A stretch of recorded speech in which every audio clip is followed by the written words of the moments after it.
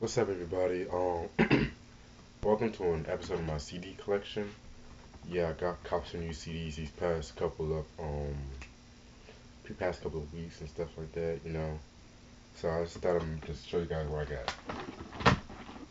First album I got is the Rolling Stones Voodoo Lounge. I believe this actually like their um probably the 26th album, I believe. I could be wrong. Hold on, I'm gonna double check right now. The 20th. The 22nd American album. Yeah, that's close. Um, Singles I'm known for are Love is Strong, You Got Me Rockin', Out of My Tears. Hold on, what are the other singles?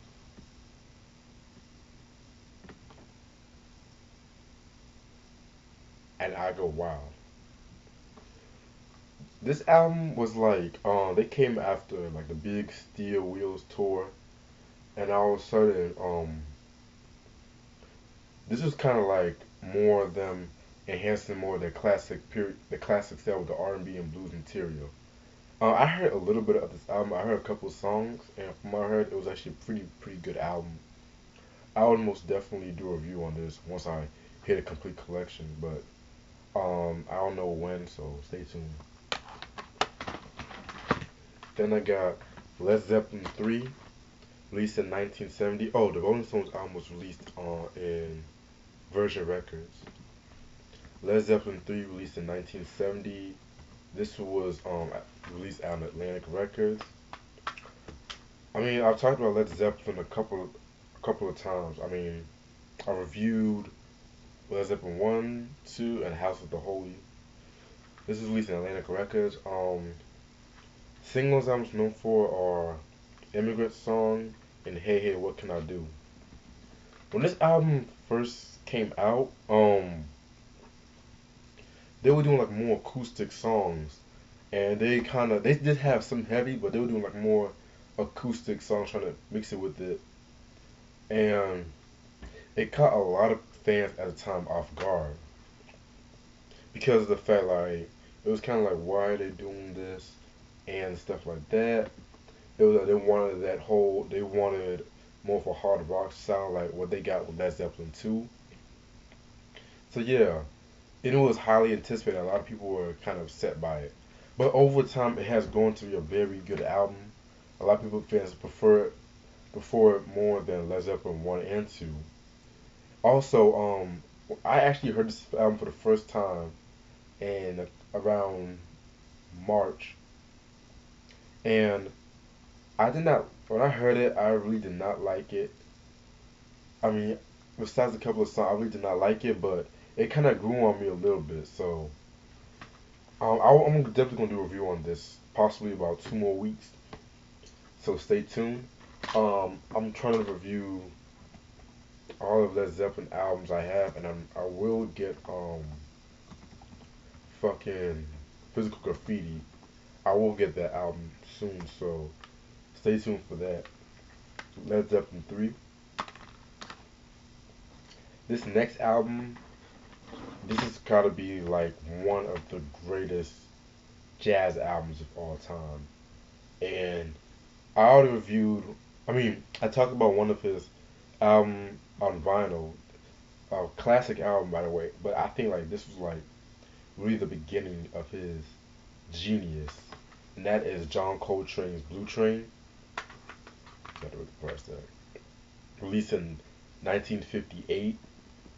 I mean, come on, like John Coltrane, Miles Davis, they took jazz to a whole nother level with like they were doing things like people are trying to duplicate today and stuff. And there's like more of like a harder based sound for Coltrane, and like it's very groundbreaking. Like old fashioned Lazy Bird, Blue Train, Moments Notice, Locomotion. I mean, classic album. I had a choice of me getting this or Mobb Deep's Murder Music, but I just picked this for obvious reasons. I will get Murder Music too, but This is John Coltrane, Blue Train, 1958. Next album is Prince's second studio album, his self-titled second studio album, released on 1979 on Warner Brothers. I mean, yeah, you guys know who Prince is. I mean, this is a very good album. A huge step up from his first album. Singles album was known for I Wanna Be Your Lover, Why You Wanna Treat Me So Bad, Still Waiting, I love that song, Sexy Dancer, classic, Bambi. And this song also known for having the song I Feel For You. You guys might have heard that song I Feel For You. Shaka Khan famously covered it. Also been covered by Pointer Sisters, Latoya Jackson, Mary Wells. I mean, but it's a Shaka Khan version that's the most famous one. It was on this album that he first had it. And also on the song, I love the song that's Gonna Be Lonely. That's a very, very dope song. I love that song. All my Kanye fans should know about that. Alright, Prince, self-titled album. Self-titled album. I'm definitely gonna do a review on this too, so stay tuned. The last album I have, I've been looking for this album for years. This is Prince Parade, or the music from the Under the Cherry Moon, released in 1986 on Paisley Park under Warner Brothers. An incredible album. Like, this was one of the best albums he ever put out. Like, this album was like um in I think from like 1984ish to 1987. That was like Prince's neo psychedelic kind of phase, like Around the World in a Day. This album, even Sign of the Times, has some of the psychedelic vibe on it. It was like a very cool sound, like unbelievable album. Kiss is a single. Mountains, love that song. Another Lovely in Your Loan. Another Lover Hole in Your Head. Girls and Boys.